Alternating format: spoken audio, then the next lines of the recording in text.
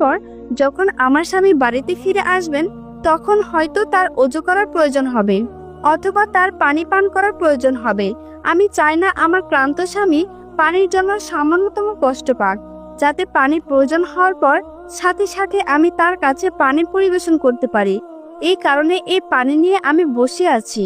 হযরত ফাতেমা তখন জিজ্ঞাসা করলেন, হে বোন, এই লাঠির কি প্রয়োজন এবং এই রশিরই বা কি প্রয়োজন?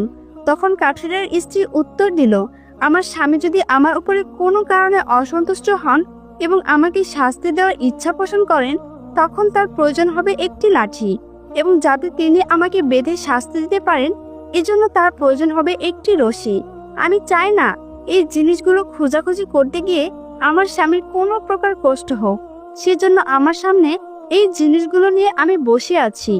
যখনই আমার স্বামী আমাকে কোনো কারণে শাস্তি দিতে চাইবেন তার সামনে লাঠি এবং দড়ি উপস্থিত রয়েছে, তিনি আমাকে তখনই বেঁধে এই দড়ি দিয়ে লাঠি দ্বারা শাস্তি দিতে পারেন। হযরত ফাতেমা রাদিয়াল্লাহু তাআলা আনহা কাঠুরের স্ত্রীর এই স্বামী ভক্ত দেখে বিস্ময়কর এবং হতবাক হয়ে গেলেন। অতঃপর তিনি আর তাকে কিছু না বলে হুজুরে আকরাম সাল্লাল্লাহু আলাইহি সাল্লামের দরবারে ফিরে আসলেন।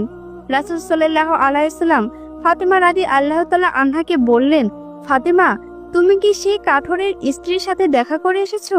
হযরত ফাতেমা রাদিয়াল্লাহু তাআলা আনহা বললেন, আব্বাজান, আমি তার সঙ্গে দেখা করে এসেছি। রাসূল সাল্লাল্লাহু আলাইহি সাল্লাম বললেন, তুমি কি দেখলে? হযরত ফাতেমা বললেন, আব্বাজান, সেই মহিলাটি অত্যন্ত স্বামী ভক্ত। রাসূল সাল্লাল্লাহু আলাইহি সাল্লাম বললেন, ফাতেমা, তার কাছ থেকে তোমার শেখার অনেক কিছু রয়েছে। হযরত ফাতেমা রাদিয়াল্লাহু তাআলা আনহা বললেন, আব্বাজান, আমি তার কাছ থেকে কি কি শিক্ষা অর্জন করতে পারি এবং সে কিভাবে আমার পূর্বে জান্নাতে যাবে, এই ব্যাপারটি আমাকে বুঝিয়ে বলুন। রাসূল সাল্লাল্লাহু আলাইহি সাল্লাম তখন বললেন, হে ফাতেমা, শুনো, তুমি কিছুদিন আগে তোমার স্বামীকে একটি কাপড় বিক্রি করার জন্য দিয়েছিলে। হযরত আলী সেই কাপড় বিক্রি করে তোমার জন্য অনেক খাবার ক্রয় করে নিয়ে এসেছিল, কিন্তু তুমি সন্দেহ করেছিলে যে আলী এগুলো বৈধ পথে উপার্জন করেছে কিনা। এই জন্য তুমি তোমার স্বামীকে ঘরে প্রবেশ করতে দাওনি এবং তাকে বিভিন্ন প্রশ্ন করার মাধ্যমে তার মনে কষ্ট দিয়েছিলে, অথচ তুমি জানতে তোমার স্বামী আলী অবৈধ পথে কোনো দিনও উপার্জন করতে পারে না। হে ফাতেমা, তুমি যখন আলীকে সেই কাপড়টি বিক্রি করার জন্য দিয়েছিলে, হযরত আলী তার জন্য ক্রেতা খুঁজে পাচ্ছিল না। তখন আল্লাহ রাব্বুল আলামিন তার ফেরেশতা হযরত মিকাইলকে তার কাপড় ক্রয় করার জন্য পাঠিয়েছিলেন। আল্লাহর ফেরেশতা মিকাইল 6 দিরহাম এর বিনিময়ে হযরত আলীর কাছ থেকে সেই কাপড়টি ক্রয় করেছিল।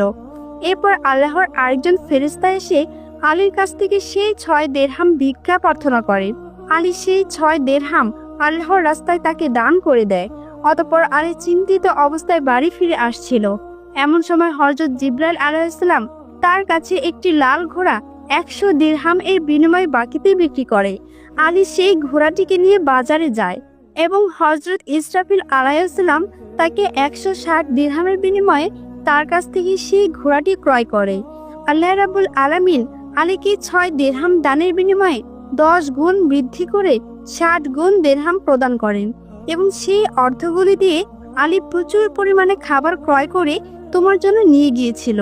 হে ফাতেমা, শুনে রাখো, যে কাপড়টি হযরত আলী বিক্রি করেছিল আল্লাহ রাব্বুল আলামিন সেই কাপড়টি জান্নাতে সংরক্ষণ করে রেখেছে, এবং যে ঘোড়াটি দিয়ে আলী ব্যবসা করেছিল সেই ঘোড়াটিকেও আল্লাহ রাব্বুল আলামিন জান্নাতে সংরক্ষণ করে রেখেছেন।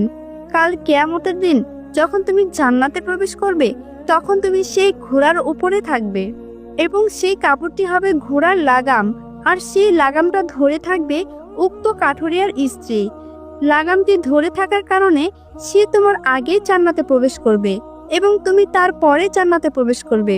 কাঠুরিয়ার স্ত্রী অতুলনীয় স্বামী ভক্ত হলো তার এই মর্যাদার প্রাপ্তি একমাত্র কারণ।